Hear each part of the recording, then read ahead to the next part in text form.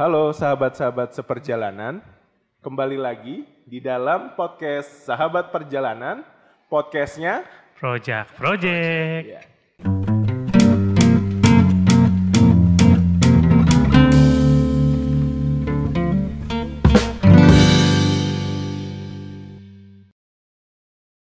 Jadi di sini kami dalam podcast para Romo dan Frater Projo Jakarta di episode yang entah kesekian karena sudah banyak, saya Frater Karol. Saya Frater Daniel. Nah, kita kedatangan tamu nih. Luar biasa nih. Ini sebenarnya tamu pembicara kita sudah pernah bicara di episode sebelumnya. Betul. Tapi sebagai apa ya? Sebagai tentang kehidupan waktu itu kalau nggak salah ya. Iya, tentang kehidupan, bahas Squid Game juga. Film Squid Game. Romo Anton Baur. Romo Anton Baur, selamat datang di podcast episode yang sekarang. Terima kasih Frater Karol, terima kasih Frater Daniel. Romo Anton Baur, kalau di episode sebelumnya ya, para pendengar podcast yang setia, Romo Anton Baur ini bicara sebagai dosen apa nih? Kalau seingat saya tuh kalau di kuliahan dosen moral nih. Ya, dosen moral ya. Nah, di kesempatan kali ini seperti yang kita sudah lihat ya di meja ini ada 2 buku. Pada episode kali ini kita mau ngobrolin terkait Ardas KAJ tahun 2022 sampai 2026. Nah, Romo Baur ini posisinya sebagai apa ya di Ardas ini ya? Iya Romo, ini kan Ardas Keuskupan Agung Jakarta nih. Tapi kan Romo setahu saya sebagai staf seminari dan juga dosen di STF Dirgakara. Ya. Kok bisa nih Romo terlibat di Ardas KAJ ini? Ya saya terlibat sebagai pembicara di podcast pada hari ini. Iya kan, betul kan? Bisa aja Romo. Betul ya. Bicara di podcast hari ini. Jadi saudara-saudari yang terkasih, Romo Anton Baur ini terlibat dalam penyusunan Ardas sebagai salah satu tim perumus Arah Dasar. Maka tepatlah kita mau ngobrolin Ardas itu. Nah, gak usah berpanjang lebar, kita masuk nih, Frater Daniel. Betul. Bagaimana kita mau mengenalkan apa sih itu Ardas, barang apa itu, atau janjian buku apa gitu. Gimana nih Frater Daniel? Iya, apa itu Ardas Romo kan? Yang halnya pasti para umat, tidak semua umat mengerti ya. Ardas itu apa sih Romo? Ardas itu singkatan ya sebenarnya, teman-teman dan saudari-saudara, Frater-Frater. Ardas singkatan dari arah dasar. Arah dasar. Jadi judulnya tuh nggak pernah berhenti Ardas saja, tapi ada Ardas KAJ. Jadi bicara arah dasar Keuskupan Agung Jakarta. Arah dasar berarti orientasi di mana kita mau melangkah dan bergerak bersama. Itu sih gampangnya seperti itu ya. Jadi seperti kompas ya Romo ya? Yang memberikan, bukan kompas koran, bukan koran kompas, maksudnya kompas yang menunjukkan arah gitu ya. Nah, arah dasar 2022-2026, berarti ini akan berjalan selama 5 tahun. 5 tahun, ya. Berarti ini memberikan arah selama 5 tahun. Nah, Ardas itu mungkin masih banyak yang belum tahu sih Romo ya. Arah dasar itu bagaimana sih sehingga terciptanya atau terumusnya arah dasar? Apakah bayangan saya ya Romo, apakah jangan-jangan arah dasar itu ya itu dirumuskan oleh tadi tim perumus berdasarkan instruksi mungkin atau arahan dari para Romo dan Bapak Uskup gitu dalam Kuria Keuskupan. Apakah prosesnya seperti itu? Ataukah jangan-jangan ada suatu proses yang selama ini umat belum tahu nih Romo? Bagaimana sih bisa terciptanya arah dasar ini? Oke. Terima kasih pertanyaannya. Pertanyaannya langsung berat nih, pertanyaan pertama nih. Berat ya Romo? Proses pembuatannya proses pembuatan. Sebelumnya yang mau saya sampaikan demikian. Ada 2 hal dasar yang perlu kita paham. Yang pertama itu soal identitas. Menurut saya kita berangkat dari identitas. Kedua, setelah paham tentang identitas kita baru memahami gerak arah gitu ya. Kalau bicara tentang Keuskupan Agung Jakarta, kita merefleksikan diri gereja KAJ sebagai persekutuan, artinya komunitas umat beriman yang percaya kepada yang di atas. Allah Tritunggal. Allah Tritunggal. Ya, itu poin pertama. Identitasnya kita adalah sebagai persekutuan. tidak hanya persekutuan yang kumpul-kumpul dan berdoa, tetapi juga bermuara pada gerakan keluar gitu kan. Jadi ada sesuatu yang kita berdoa bersama, kita bersyukur, lalu ada gerakan keluarnya. Nah ini kan identitasnya jelas ya. Orang yang percaya pada Tuhan Yesus yang tinggal di Keuskupan Agung Jakarta, di Jakarta dan sekitarnya. Gerakannya apa? Dalam iman Kristiani, gerakan utamanya adalah kita berjalan menuju kepada Tuhan Allah. Akhirnya kan itu. Supaya jelas ke arah Tuhan Allahnya seperti apa, kita butuh refleksi yang konkret.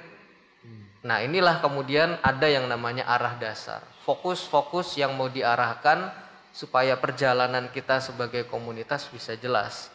Ini sebagai introduksi ya, Frater Karol dan Frater Daniel. Nah lalu kalau pertanyaannya dari Frater Karol adalah kemudian proses Ardas gimana? Ya pastinya berangkat dari sebuah refleksi, permenungan yang tidak singkat. Persiapan Ardas ini lebih dari 1 tahun ya. Lebih dari 1 tahun dengan semua bagian umat terlibat. Kelompok kategorial, kelompok dari paroki, suster-suster, frater-frater, romo-romo, semuanya ambil bagian. Jadi dimulai dengan sebuah seperti assessment. Apa ya bahasa sederhana assessment? Mungkin ada juga survei kali ya. Survei. Berangkat dari survei, berangkat dari refleksi pribadi, refleksi kelompok, melihat keprihatinan kita sebagai orang tinggal di Jakarta bagaimana. Orang Katolik harus ambil bagian seperti apa. Dan dari proses itulah yang penggodokannya tidak singkat. Bayangkan dari lebih 500.000 umat Katolik di Jakarta gitu ya, ambil bagian, mencoba kita sarikan, lalu kita lihat kita mau kemana nih arahnya nih. Mau mengikuti Tuhan Yesus? Yes, that's the point. Tapi cara kayak apa yang perlu kita lakukan? Arah seperti apa yang perlu kita bangun dalam periode waktu tertentu. Sehingga kalau mengatakan aku mencintai Tuhan Yesus, aku ikut Tuhan Yesus, mesti jelas dong wujudnya, gitu kan? Oke. Gitu. Berarti prosesnya panjang. Prosesnya panjang ya. Jadi kalau diantara para pendengar podcast ini ingat gitu ya, tiap tahunnya misalkan ada survei, link survei Ardas, bit.ly gitu ya, survei Ardas. Atau misalkan tahun apa gitu. Itu bukan sekedar survei yang formal-formal, tapi memang sungguh diolah. Rumuskan ya, para Romo ya. Jadi para umat kalau misalnya ada link kayak gitu, diisi. Nah, diisi agar apa? Agar para pemimpin gereja dalam hal ini bisa sungguh mendengarkan, merefleksikan pengalaman nyata dalam umat itu. Dan itu menjadi peran umat ya, terlibat langsung gitu loh. Iya, kalau terlibat langsung, ngasih ide, ngasih masukan. Gereja itu kan bukan sekedar pimpinannya, tetapi umat Allah kita paguyuban terlibat di dalamnya ya. Sebagai gereja. Iya, sebagai gereja.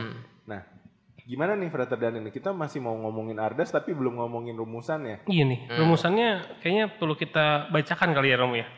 Biar mungkin setidaknya umat itu dan teman-teman semua yang mendengarkan podcast ini tahu nih rumusan Ardasnya. Mungkin kita bacakan kali ya. Daniel ya. Oke, coba saya bacakan Romo ya. Arah dasar Keuskupan Agung Jakarta 2022 sampai 2026. Keuskupan Agung Jakarta sebagai persekutuan dan gerakan umat Allah yang berlandaskan spiritualitas ekaristis, berjuang untuk semakin mengasihi, semakin peduli, dan semakin bersaksi demi cinta pada tanah air dengan melaksanakan nilai-nilai ajaran sosial gereja dalam setiap sendi kehidupan. Karena itu berdirilah teguh, janganlah goyah, dan giatlah selalu dalam pekerjaan Tuhan. 1 Korintus bab 15 ayat 58. Bunda Maria dan Santo Yusuf, doakanlah kami.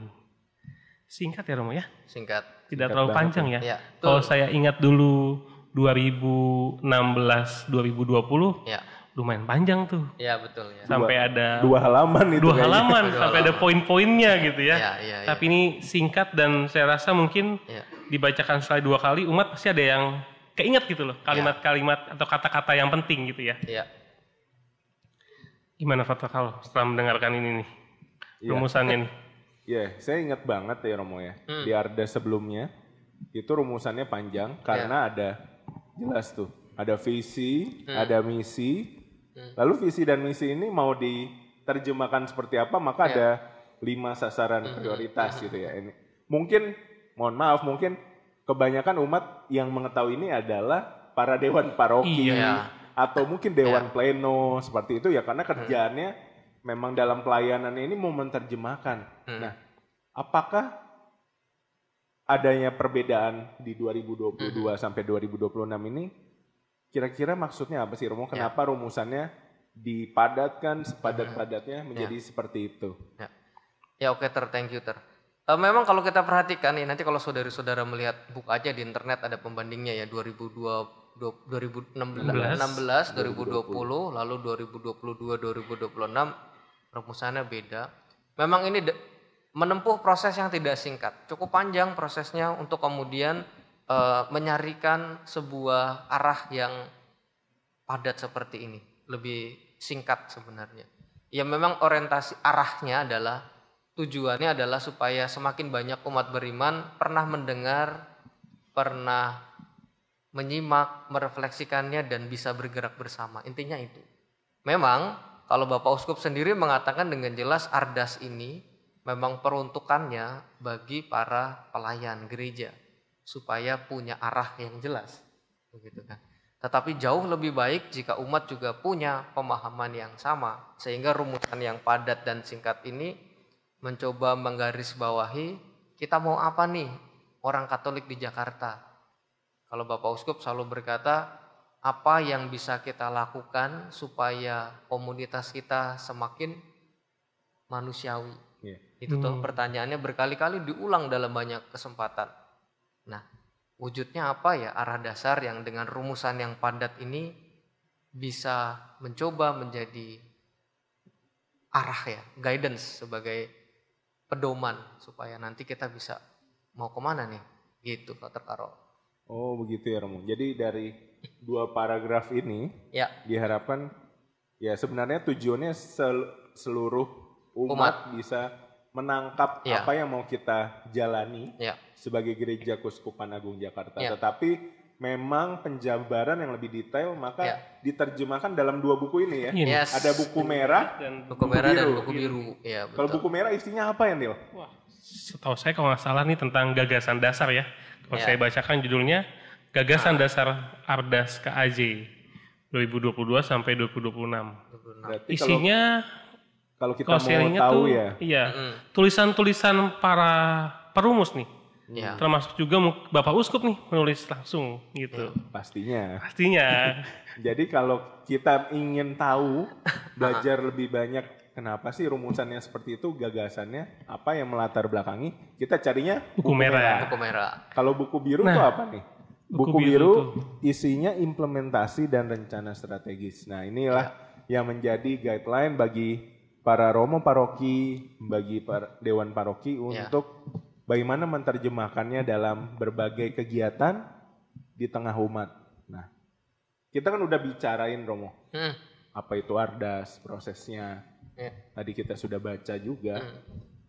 Mungkin dari 2 paragraf itu, kira-kira kalau disederhanakan, kata-kata kunci atau keywords apa yang mungkin bisa nyantol bagi umat ketika ngomongin Ardas 2022 sampai 2026 tuh ini gitu. Kalau misalkan bicara Ardas sebelumnya, yang saya paling ingat itu mengamalkan Pancasila dan mewujudkan kerajaan Allah, misalkan kayak gitu. Itu yang masih saya ingat Romo. Kalau di 2022 2026 ini kira-kira keywords apa ya Romo yang sangat menjadi dasar? Ya, keyword yang menjadi dasar adalah kata kunci. Lagi-lagi saya katakan refleksi kita berangkat dari sebuah identitas gitu ya, penegasan identitas gereja sebagai persekutuan dan gerakan. Itu identitas yang nggak bisa berubah begitu aja gitu ya. Ini refleksi kita dengan sekarang pendasarannya sangat konkret dengan spiritualitas ekaristis. Ekaristis itu apa? Perayaan ekaristi yang kita rayakan setiap hari Minggu, setiap hari. Dari perayaan ekaristi itu mengalir semangat untuk kemudian bisa berbagi gitu kan. Kita kan diambil, diberkati, dipecah-pecah dan dibagi. Itu kan perayaan Ekaristi ya. Kalau lihat hosti tubuh Yesus itu diambil, diberkati, lalu dipecah-pecah, lalu dibagikan ke banyak orang. Ya semangat dasarnya itu. Kita sebagai orang Katolik ingin diri kita juga, kita orang-orang terpilih loh gitu ya. Frater Karol, Frater Daniel, kita semua orang terpilih. Lalu bagaimana kita kemudian bisa juga nggak berhenti pada diri sendiri. Sehingga dari semangat Ekaristi kita berjuang untuk apa? Mengasihi, peduli, bersaksi. Demi apa? Demi cinta tanah air. Caranya bagaimana? Caranya dengan melaksanakan nilai-nilai ajaran sosial gereja. Saya rasa ini ya kata kuncinya ya. Ada poin nilai-nilai ajaran sosial gereja sebagai cara konkretnya, wujud konkretnya. Kata kunci aja bisa kejawab ya. Ardes itu apa loh? Ya. Kita tahu identitas, ya. Kita tahu landasannya, semangatnya. Terus saya juga untuk apa dan dengan cara apa gitu. Ya. Caranya. Mungkin ini ya Romo ya, kata-kata semakin mengasihi, semakin peduli dan semakin bersaksi itu mungkin menjadi sebuah goalsnya ya, tujuannya ya, betul. Utamanya. Dengan kata berjuang itu loh, itu kata berjuang artinya kan ya kita semua nggak cuman ya harusnya begitu, tapi berjuang itu kan ada effortnya gitu ya. Dicita-citakan. Iya, kayak Frater Karol belajar persiapan komprehensif exam gitu ya, ujian komprehensif, belajar total mati-matian. Frater Daniel, ibu bapak yang berjuang di rumah untuk keluarganya ada. Nah itu pun juga kita sebagai orang Katolik gitu. Nah, ada satu hal nih Romo yang mungkin tadi waktu persiapan nih kami berdua obrolin gitu ya. Bukan semata-mata karena Romo dosen moral sih. Iya. Menarik kalau dibandingkan rumusan sebelumnya ini lebih tegas dalam artian dikatakan melaksanakan nilai-nilai ajaran sosial gereja. Nah, ajaran sosial gereja itu mulainya kapan Nil? Ajaran sosial gereja. Saya ingat saya tuh ada dokumen penting yang memulai itu ya. Kalau nggak salah Rerum Novarum ya awalnya itu. Itu udah lama sekali Romo itu. Saya ingat saya kalau nggak salah tahun 1891 loh. Belum 1900 aja nggak sampai gitu ya. Maksudnya, udah lahir belum Iya. Udah lahir belum? Belum kan masih Romo. Masih melayang-layang. Melayang-layang kita semua kayaknya. Iya. Tapi kenapa itu yang dipilih Romo ya? Kenapa nilai-nilai ajaran sosial gereja yang mau digunakan oleh arah dasar KAJ ini untuk dilaksanakan untuk mencapai tujuan yang tadi tuh, perjuangan kita gitu loh. Iya, sebenarnya ya terlalu cepat ambil kesimpulan ya kalau dikatakan ajaran sosial gereja dimulai 1891. Iya. Sebenarnya kalau ditanya, kalau kita baca kitab suci sebenarnya ya udah ada ajaran sosial gereja di situ gitu kan. Bagaimana inti ajaran sosial gereja kan kita sebagai orang Katolik bertanya dalam hidup kita berhadapan dengan tantangan konkret sekarang, hidup pada waktu itu juga ya. Apa yang bisa kita lakukan sebagai orang Katolik untuk mewujudkan kalau aku mengasihi Tuhan Allah, mengasihi sesama. Intinya kan itu sebenarnya. Hukum ajaran sosial gereja pertama kan dari perintahnya Yesus itu, mengasihi, perintah mengasihi. Lalu kemudian dalam sejarah gereja direfleksikan menjadi sebuah rumusan dokumen itu mulai 1891 yang kita punya itu. Ya, apakah sekarang masih relevan? Kenapa itu kuno banget? Ya pertanyaannya saya balik lagi apakah perintah Yesus mengasihi itu perintah yang kuno? Itu lebih lama loh. Menurutku lebih lama daripada 1891 gitu kan. Waduh, kalau udah bawa kitab suci. Udah deh. Itu sepanjang ayat abadi semuanya. Iya. Enggak, maksud saya memang kenapa yang digunakan kacamata refleksinya, cara nilai metodenya dengan melaksanakan nilai-nilai ajaran sosial gereja, memang ini adalah pilihan yang sangat baik untuk kita kenali. Kan ajaran sosial gereja nggak hanya berhenti pada dokumen 1891, bahkan sekarang yang Pope Francis katakan dengan ensiklik terakhir, judulnya apa? Ensiklik terakhirnya yang yang keluar di baru-baru ini Assisi. Fratelli Tutti. Fratelli Tutti. Ya. Fratelli Tutti itu juga para ahli mengatakan ini adalah ajaran sosial gereja yang baru, yang sekarang gitu ya. Ingin mengatakan bahwa refleksi tentang hidup bersama itu direfleksikan terus. Nah tapi kan kalau baca tadi pesannya ini ya, Frater kan ada kunci nilai. Ya. Ajarannya direfleksikan terus, tapi kan nilainya sama gitu ya. Nah ini maksudnya ukuran yang mau kita gunakan, cara-caranya supaya arah bisa mengasihi, peduli, bersaksi itu akan jelas kalau kita salah satu indikatornya menjalankan nilai-nilai Ardasnya ini. Kalau Ardas sebelumnya bicara tentang apa? Ingat? Ardas sebelumnya itu banyak berbicara terkait pengamalan nilai-nilai Pancasila. Yes, itu. Waktu itu bicara nilai Pancasila kan, kita sudah ingat persis dan menjalankannya dengan baik. Sekarang itu masih ada, tapi sekarang kita konkretkan dengan nilai-nilai yang sangat Kristiani, ajaran sosial gereja. Berarti tahun ini, di tahun 2022 ini, fokus dari Ardas ini, kita ingin mendalami apa sih Romo di tahun 2022 ini? Tahun 2022 kita mendalami nilai yang paling dasar, yaitu penghormatan terhadap martabat manusia. Penghormatan terhadap martabat manusia. Ya. Isu apa ya Romo sebenarnya mau diperjuangkan ketika itu? Ketika kan Romo ikut ya, terlibat dalam perumusan. Terus kayak oh ya tahun pertama kita buka dengan penghormatan terhadap martabat manusia nih. Apakah ada ini hubungannya sama peristiwa pandemi sekarang ini? Apakah ada relevansinya nih? Ada hubungannya dengan pandemi COVID ini? Oh pasti ada. Ya karena kita juga berangkat dari situasi pandemi ya. Kalau kita ingat perumusan Ardas ini kan dimulai sebelum 2020 ya, 2019 itu sudah mulai. Tahun refleksi waktu itu. Ya. Sebelumnya kan memang arahnya adalah 2020 kita buat Ardas yang baru kan. Tapi ternyata ada pandemi. Semuanya berubah. Berhenti semuanya berhenti. Tantangan yang sangat konkret dalam kehidupan kita ini ya di satu sisi mengajak kita juga berefleksi tentang manusia gitu kan akhirnya kan. Lihat aja sehebat-hebatnya manusia, sepinter-pinternya manusia. Ya kalau kena sakit ini lalu kemudian bisa saja berpulang toh. Sekaya-kayanya orang, sesederhana-sederhananya orang, ya bisa saja tiba-tiba meninggal karena virus ini. Sehingga di situ muncul satu pertanyaan. Apa yang membuat manusia itu menjadi spesial? Gitu, Frater Karol dan Frater Daniel. Termasuk di tengah-tengah pandemi yang membuat manusia istimewa itu karena manusia punya martabat.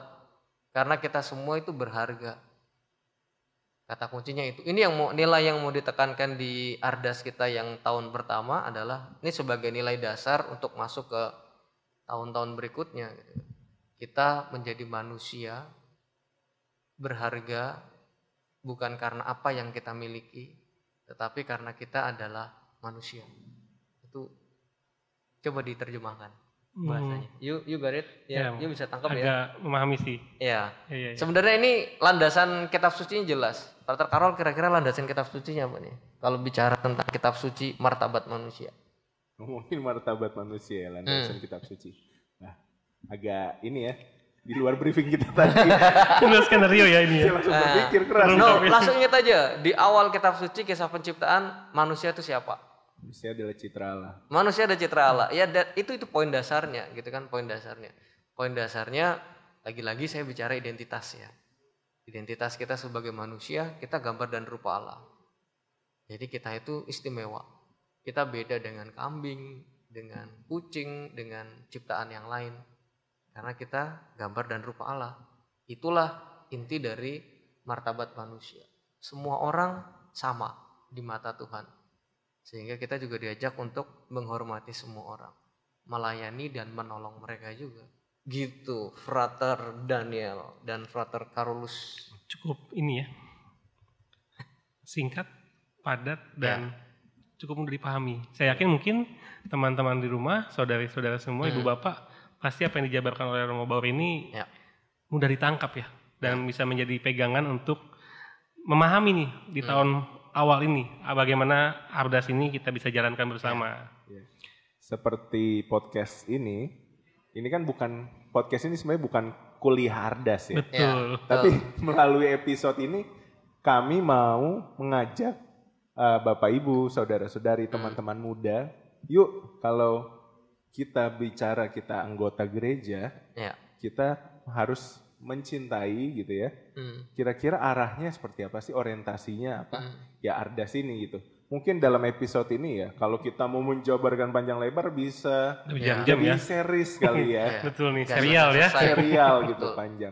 Tapi semoga melalui perbincangan episode ini memantik rasa ingin tahu dan nggak sekedar ingin tahu, tapi juga tindakan kepada para pendengar, para penonton podcast ini agar semakin mendalami. Jangan menunggu, oh saya bukan dewan paroki. Iya. Saya bukan siapa-siapa. Gitu. Saya bukan ketua lingkungan mungkin gitu. Tetapi semoga dengan mendengarkan episode ini kita tercerahkan gitu. Oh ternyata aku, kamu, kita itu bagian dari gereja yang mau semakin mengasihi, mau semakin peduli dan semakin bersaksi. Dengan semangat itu semoga kita ini ya punya kepedulian untuk mau semakin mewujudkan nilai-nilai apa yang dicita-citakan. Karena sekali lagi Ardas ini berasal dari tengah umat, dalam konteks kita pandemi ini pun juga direfleksikan dan apa yang mau diharapkan dikembangkan pemulihan-pemulihan di tahun-tahun berikutnya. Nah, untuk mengakhiri podcast ini, karena podcast ini kan ya singkat ya. Singkat aja ya. Kalau panjang nggak beda jauh dengan Ardas sebelumnya. Sebelumnya saya mau nambah satu hal, Fatar. Ya untuk kita tahu bahwasanya gerakan di Ardas ini yang baru itu sangat beragam ya, sangat beragam. Ada yang gerakan A dan B, tapi ada satu gerakan yang menarik dari anak-anak muda OMK Uskupan Agung Jakarta. Mereka punya gerakan yang disebut dengan ADAM. Pernah dengar? Aku dikasihi, aku mengasihi. Ya. Mereka punya campaign, punya promosi, bukan campaign itu apa ya bahasa Indonesianya? Kampanye. Kampanye ya. Apa ya bahasa mungkin ini kampanye? Hashtag. Dia kayak seperti broadcast untuk banyak hal baik terkait dengan penghormatan martabat manusia, tapi dibahasakan dengan aku dikasihi, aku mengasihi. Jadi mereka sharing tentang pengalaman bahwa mereka dikasihi Tuhan Allah, lalu mereka ingin membagikan kasih itu juga. Itu salah satunya, salah satu gerakannya. Itu menarik, kalau buka Instagram nanti lihat aja ada hashtag aku dikasihi, aku mengasihi. Pasti di followernya Daniel banyak ya. Nah, iya, story pasti pernah lihat dong. Mungkin di Fata Kalma kan dengan perjalanan dengan orang muda pasti juga banyak. Iya betul juga, bagus tuh. Menurutku Fatar ambil bagian juga bagus. Betul, Fatar Daniel broadcast tentang aku dikasih dan aku mengasihi. Ya. Ini sebagai gerakan bersama, wajah konkret dari penghormatan martabat manusia. Berarti ya sederhananya kalau ngomongin martabat manusia itu bukan berarti ngomongin deklarasi hak asasi manusia, tapi sederhananya bagaimana kita semakin mewartakan bersaksi bahwa aku dikasihi dan aku mengasihi. Iya dong, memang harus begitu ya. Dan pada akhir podcast ini gitu ya, ada kutipan yang bagus. Kutipan yang menarik ini ya.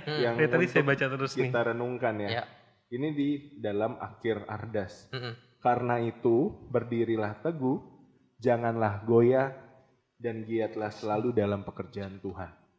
Bapak, Ibu, saudara-saudari, para pendengar setia podcast, arah dasar ini bukan sekedar urusannya para romo, bukan sekedar urusannya Dewan Paroki. Tapi kita tadi sudah mendengar bahwa kita ini persekutuan dan gerakan. Maka kita semua dipanggil untuk melakukan pekerjaan-pekerjaan Tuhan dalam kehidupan sehari-hari. Semoga dalam menjalani pekerjaan Tuhan sehari-hari ini, kita senantiasa dijiwai oleh nilai-nilai Kristiani, di mana kita tadi semakin mengasihi, semakin peduli, dan bersaksi. Semoga kita tidak goyah, tetapi justru semakin bertekun. Dan tentu saja semuanya ini dalam semua perlindungan Tuhan dan penyertaan Bunda Maria dan Santo Yusuf Daniel ya. Bukan Yusuf aja. Yusuf.